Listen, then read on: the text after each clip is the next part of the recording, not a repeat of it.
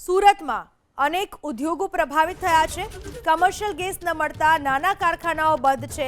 કારખાનાઓ બંધ થતા કામદારોએ પકડી વતનની વાટ। પાંડેસરા, પૂણા, સચિન વિસ્તારમાં રહેતા કામદારો વતન તરફ રવાના। રસોઈ માટે પણ ગેસ સિલિન્ડર ન મળતો હોવાનો કામદારોનો આરોપ। 5000માં પણ ગેસ સિલિન્ડર ન મળતો હોવાનો કામદારોએ આરોપ લગાવ્યો છે।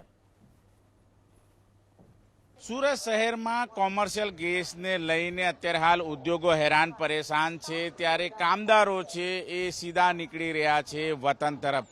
રેલવે સ્ટેશન છે, સુરતનું ઉધના રેલવે સ્ટેશન છે અને ત્યાં મોટી સંખ્યામાં મુસાફરો અત્યારે હાલ જોવા મળી રહ્યા છે।